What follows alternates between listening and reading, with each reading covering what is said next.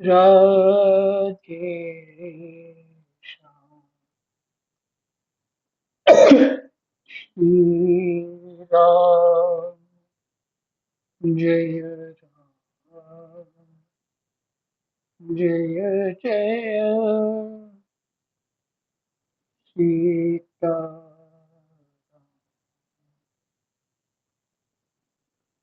श्री गणेशाय नमः।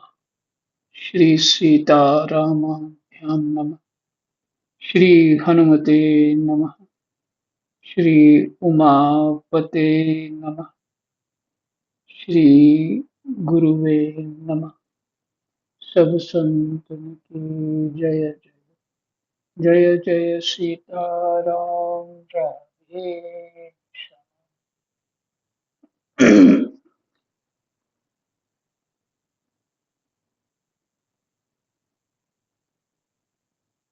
श्रीमद्भागवत महापुराण पंचम स्कंध पंचम अध्याय।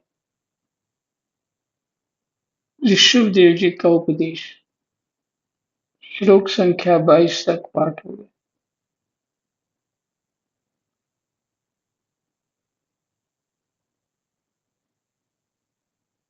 सुखदेव जी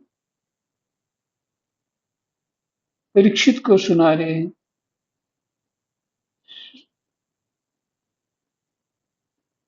कि ऋषभदेव जी ने अपने पुत्रों को क्या उपदेश किया। सभा में उपस्थित ब्राह्मणों को लक्ष्य करके विप्रगण दूसरे किसी भी प्राणी को मैं ब्राह्मणों के समान भी नहीं समझता। 22वें श्लोक में उन्होंने कहा था,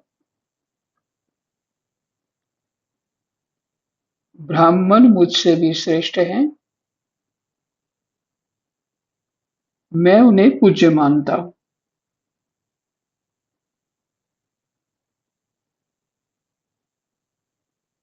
फिर उनसे अधिक तो मान ही कैसे सकता हूं। विप्रगण दूसरे किसी भी प्राणी को मैं ब्राह्मणों के समान भी नहीं समझता, फिर उनसे अधिक तो मान ही कैसे सकता। लोग श्रद्धापूर्वक ब्राह्मणों के मुख में जो अन्न आदि आहुति डालते हैं, उसे मैं जैसी प्रसन्नता से ग्रहण करता हूं, वैसे अग्निहोत्र में होम की हुई सामग्री को स्वीकार नहीं करता। यज्ञशाला में या कहीं भी अग्नि में आहुति दी जाती है तो उससे उतना प्रसन्न नहीं होता। जब ब्राह्मणों को भोजन कराया जाता है तो मैं उससे प्रसन्न हो जाता हूँ, उससे अधिक प्रसन्न हो जाता हूँ। जिन्होंने इस श्लोक में अध्ययन आदि के द्वारा मेरी वेद रूपा अति सुंदर और पुरातन मूर्ति को धारण कर रखा है, जिन्होंने इस श्लोक में अध्ययन आदि के द्वारा मेरी वेद रूपा अति सुंदर और पुरातन मूर्ति को धारण कर रखा है, ने वेद को स्मरण कर रखा है, वेद रूपा मूर्ति को अध्ययन के द्वारा धारण कर रखा है, तथा जो परम पवित्र सत्व गुण शम दम सत्य दया तप तितिक्षा और ज्ञान आदि 8 गुणों से संपन्न है। साथ में ब्राह्मणों के गुण भी पता है क्या होना चाहिए। जो परम पवित्र सत्वगुण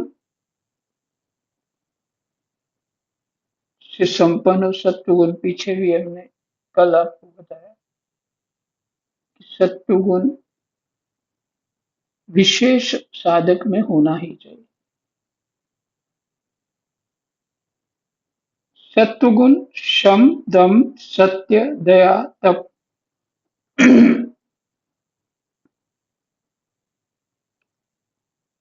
तितिक्षा और ज्ञान आदि 8 गुणों से संपन्न है।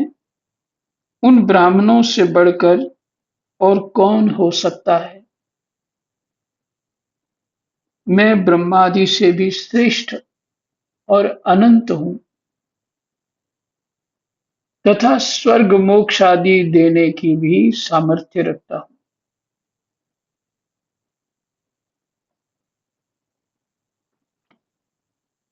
मैं ब्रह्मादि से भी श्रेष्ठ और अनंत हूँ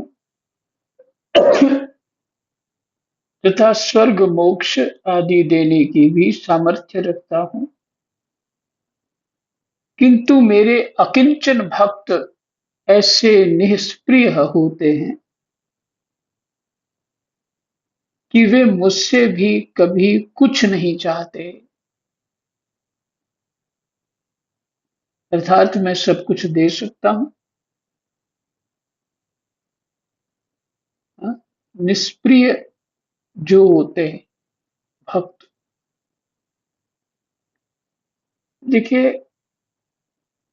मेरे अतिरिक्त कुछ और ना चाहने वाले भक्त, उसका यही भाव है। वे मुझसे भी कभी कुछ नहीं चाहते।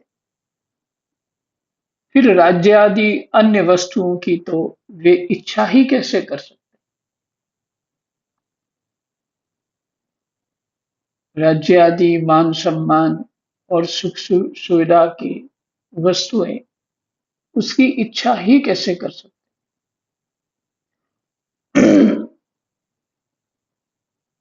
जो साधक होते हैं उनमें ये गुण आ जाते हैं जो ऊपर कहे इन्होंने। सत्वगुण, शम, दम, सत्य, दया, तप, तितिक्षा और ज्ञान, ये 8 गुण सभी साधकों में आ जाते हैं।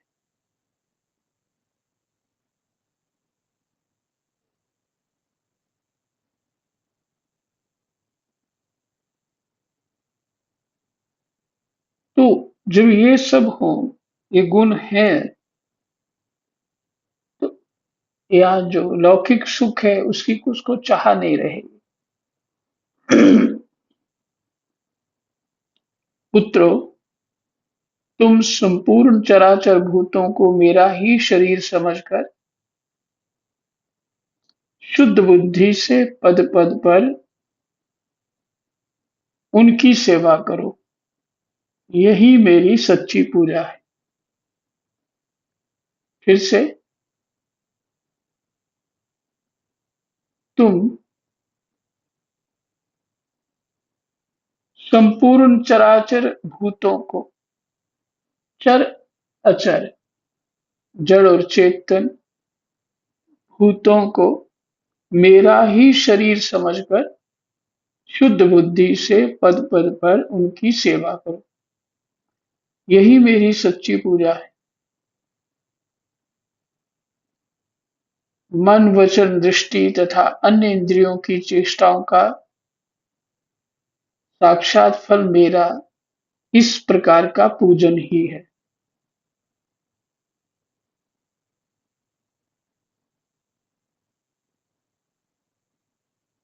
मन, वचन, दृष्टि तथा अन्य इंद्रियों की चेष्टाओं का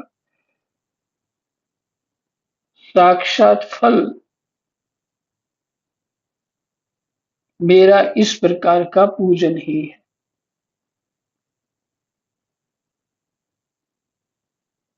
मन जैसी चेष्टा करता है, वचन वचन की चेष्टा, दृष्टि की चेष्टा और अन्य इंद्रियों की चेष्टा, अर्थात उनका जो भी क्रियाएं होती हैं उन इंद्रियों के द्वारा यह समझा जाता है। क्योंकि ये इसमें ज्ञान इंद्रियां, कर्म इंद्रियां दोनों की बात कही है।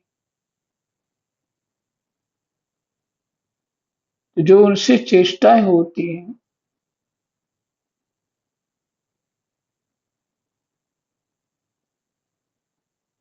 मेरा इस प्रकार का पूजन ही है।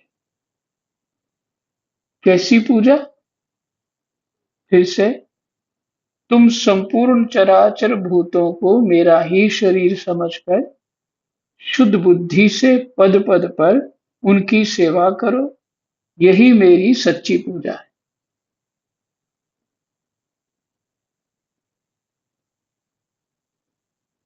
ये ब्राह्मणों वाले जो 6 गुण जब हमें आ जाएंगे तो सहज में ये जो पूजा बताई है वो सहज में होने लगेगी।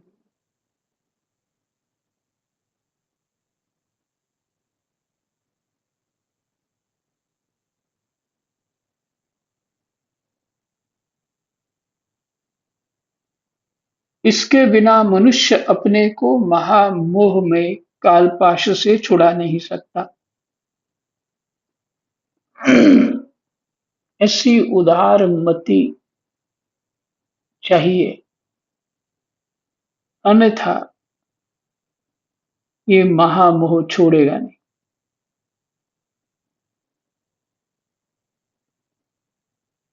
बांध के रखे।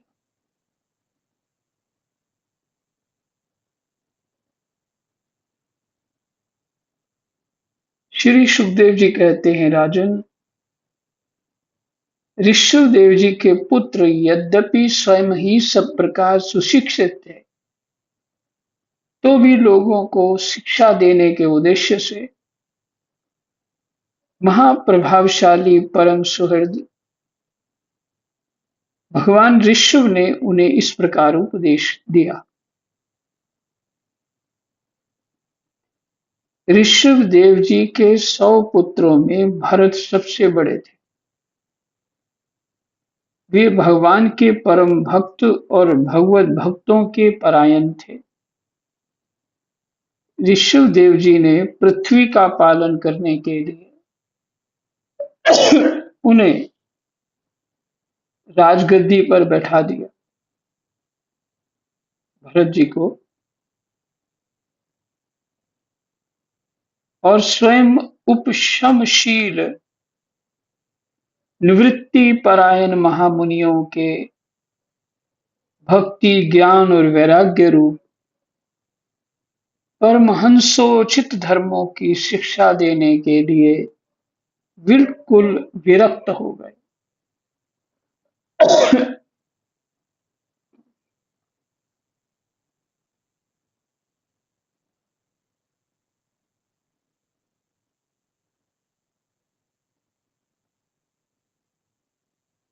उपशमशील, निवृत्ति परायण,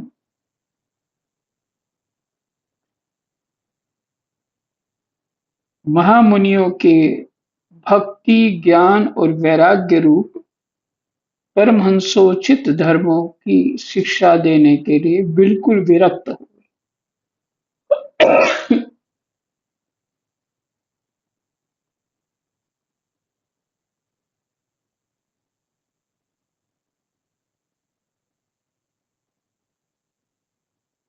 केवल शरीर मात्र का परिग्रह रखा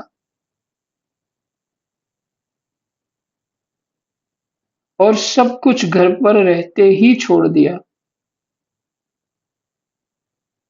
अव्यय वस्त्रों का भी त्याग करके सर्वथा दिगंबर हो गए।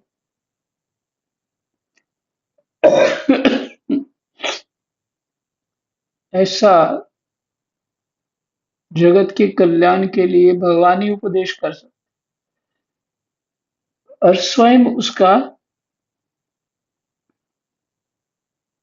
एक प्रकार से लोक संग्रह ही है। भगवान को तो चाहिए कुछ नहीं। लोक संग्रह का अर्थ है जो ये तपस्या आदि कर रहे हैं। देखिए स्थिति क्या है, ये मानसिक स्थिति होती है उपशमशील। योग विशिष्ट में उपशम प्रकरण है, मैंने ऊंची अवस्था की ज्ञान, निवृत्ति परायण महामुनियों के भक्ति, ज्ञान और वैराग्य रूप परमहंसोचित, जो परमहंसों ने जिस प्रकार धर्मों की शिक्षा देने के लिए बिल्कुल विरक्त हो गए, केवल शरीर मात्र का परिग्रह रखा और सब कुछ घर पर रहते ही छोड़ दिया, माने शरीर ही रखा, यही परिग्रह था उनका।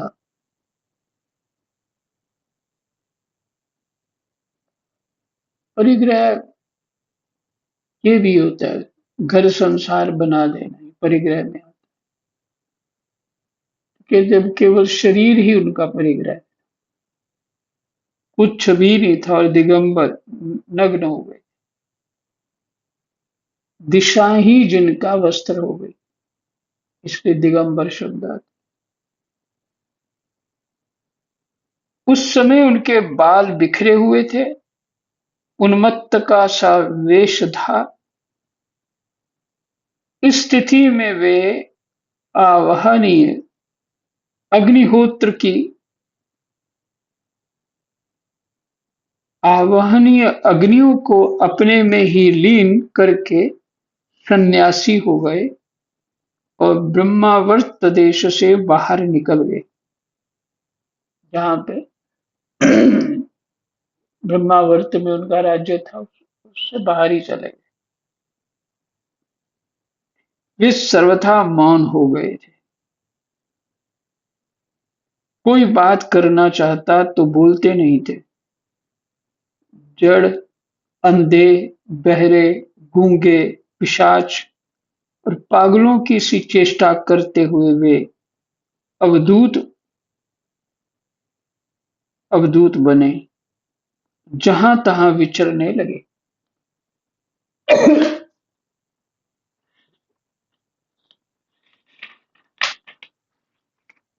जहां तहां विचरने लगे।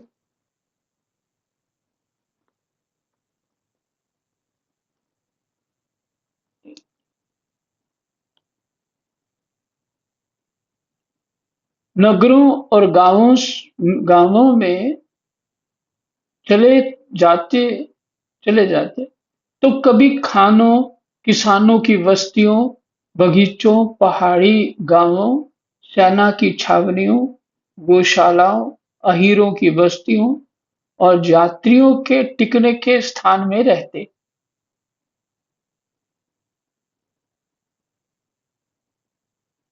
कभी पहाड़ों, जंगलों और आश्रम आदि में विचरते। वे किसी भी रास्ते से निकलते तो जिस प्रकार वन में विचरने वाले हाथी को मक्खियां सताती हैं, उसी प्रकार मूर्ख और दुष्ट लोग उनके पीछे हो जाते और उन्हें तंग करते, कोई धमकी देते, कोई मारते, कोई पेशाब कर देते, कोई थूक देते क्योंकि नंगे थे, कोई ढेला मारते, कोई विष्ठा और धूल फेंकते, कोई अधोवायु छोड़ते और कोई खोटी खरी सुनाकर उनका तिरस्कार करते। किंतु वे इन सब बातों पर जरा भी ध्यान नहीं देते। इसका कारण ये था कि भ्रम से सत्य कहे जाने वाले इस मिथ्या शरीर में उनकी अहंता ममता तनिक भी नहीं थी।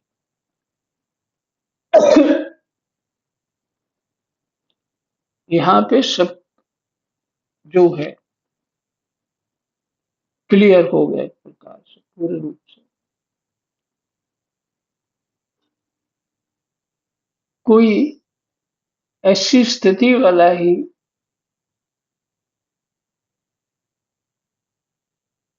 ऐसी तितिक्षु ब्राह्मण की तरह, जैसे जो दुर्दशा तितिक्षु ब्राह्मण की थी और वैसी यहाँ लिखी है।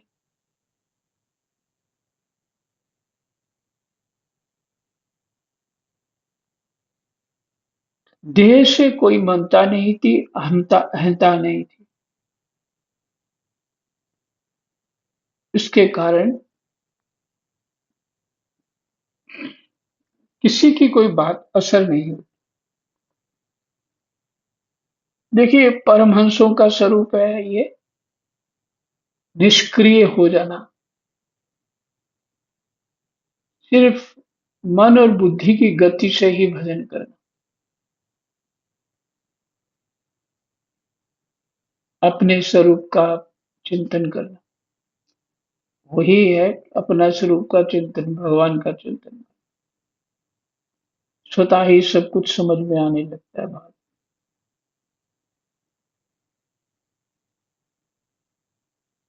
वे कार्य कारण रूप संपूर्ण प्रपंच के साक्षी होकर अपने परमात्म स्वरूप में ही स्थित थे। कौन है ये जिनको लोग ऐसा व्यवहार करें? भगवान है। अच्छा, सुखदेव जी के साथ भी ऐसा हुआ। वो भी तो दिगंबर होके रहते थे।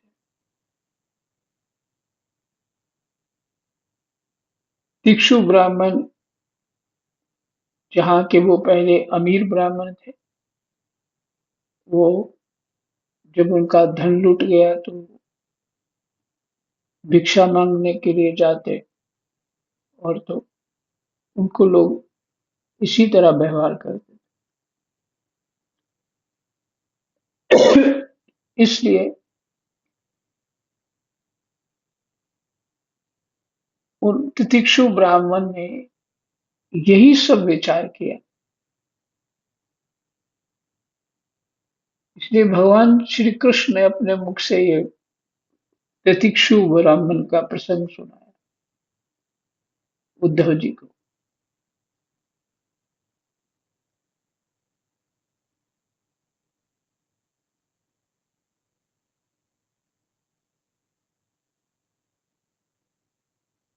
वे कार्य कारण रूप संपूर्ण प्रपंच के साक्षी होकर अपने परमात्म स्वरूप में ही स्थित थे, इसलिए अखंड चित्त वृत्ति से अकेले ही पृथ्वी पर विचरते रहते थे। अखंड वृत्ति से।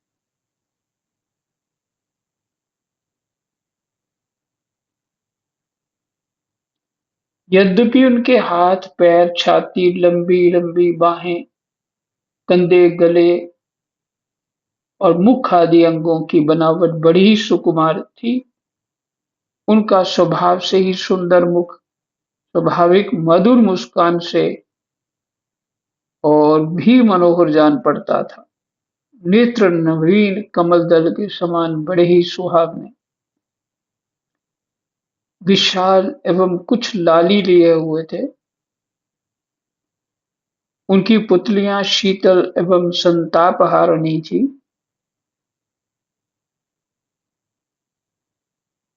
भीतर की दृष्टि, भीतर की स्थिति ही उनकी, कोई भी साधक हो, जो भीतर की स्थिति होती है उसकी आंखों से झलकती है।